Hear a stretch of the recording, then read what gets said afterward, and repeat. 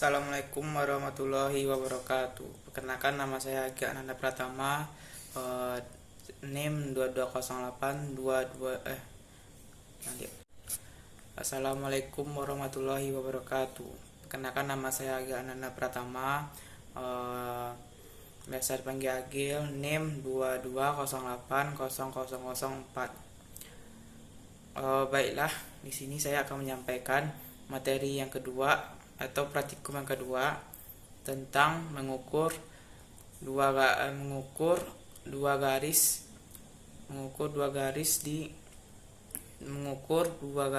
di lapangan di antara dua gedung. Landasan teori: membuat garis lurus di lapangan merupakan sesuatu yang penting pada pengukuran lahan dalam dunia pertambangan. Hal ini akan ditemui pada saat pengukuran yang akan ditambang. Saat dimengerti bahwa garis lurus ini tidak dapat langsung diukur antara kedua ujung garis, melainkan beberapa titik, karena di beberapa kasus di lapangan garis tersebut tidak dapat dibidik karena terhalang satu bangunan. Untuk membuat garis lurus di lapangan dapat dilakukan dengan berbagai cara, antara lain menarik garis lurus antara dua garis titik dengan cara menyisipkan beberapa yalon sebagai titik-titik di antara kedua titik tersebut dengan jarak yang sembarangan. Memperpanjang garis lurus dengan cara menambahkan beberapa yalon pada ujung garis yang telah dibuat dengan jarak yang sembarangan. Dalam ilmu pengukuran tanah ada beberapa macam pengukuran garis lurus di lapangan. Salah satunya yaitu membuat garis lurus di antara dua bangunan. Untuk membuat garis lurus di antara dua bangunan, tentu akan terlebih dulu titik sembarangan masing-masing beberapa berada di sudut bangunan, seperti ini. Untuk menentukan garis PQ yang telah terletak di antara dua bangunan, dapat menggunakan yalon dan membuat garis lurus juga siku-siku pada salah satu titiknya, sehingga pada praktikum dapat menggunakan rumus Pythagoras. Sedangkan untuk panjang AB adalah sebagai berikut: A dikurang B sama dengan C.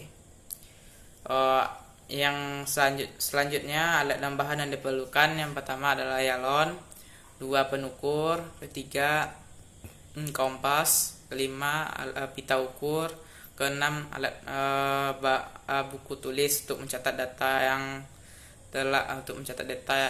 diperlukan. Keselamatan kerja: memakai sepatu, memakai rompi, memakai topi safety, memakai sepatu safety, memakai rompi, dan pastikan semua alat yang digunakan dalam keadaan yang baik tanpa gejala cacat sekalipun.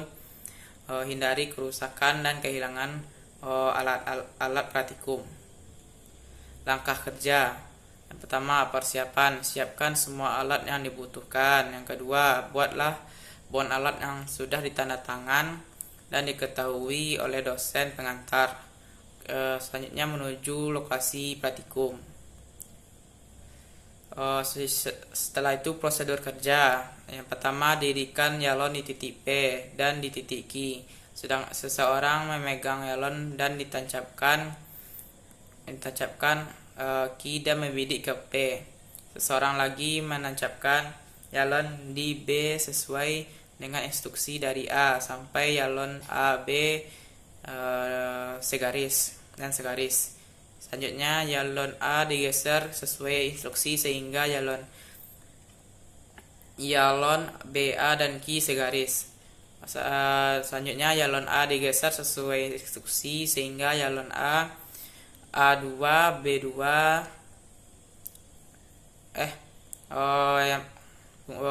yalon A digeser sesuai instruksi sehingga yalon B A dan dan Q segaris. Yalon A digeser sesuai dengan instruksi sehingga yalon A2, B2 dan Q segaris.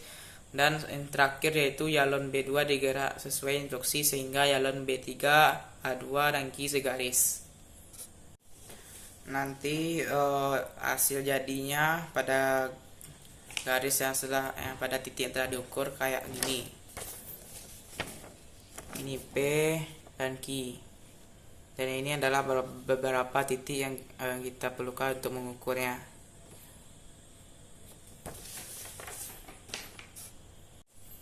Jadi kesimpulannya adalah alat-alat yang digunakan saat praktikum yaitu yalon, pita ukur, dan pen ukur, kompas, dan bahan dan buku tulis untuk mencatat data yang diperlukan. Kedua, alat dan untuk keselamatan kerja selalu menggunakan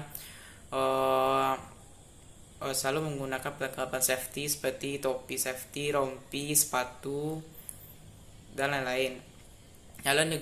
Tiga, yalon digunakan untuk menempatkan titik pada garis lurus dan pen ukur sebagai penanda titik. Pita ukur digunakan sebagai pengukur panjang lintasan di lapangan, dan kompas untuk mengetahui arah angin. Skala yang digunakan yaitu 1:100. Saran-sarannya saat melakukan praktikum harus sudah sesuai dengan harus dalam keadaan fit. Yang kedua, kerjasama kelompok itu sangat perlu untuk menghasilkan data, untuk menghasilkan kerjaan yang lebih memuaskan. Dalam praktikum harus teliti dan kompak sesama satu kelompok, juga saling membantu supaya tidak terjadi kesalahan.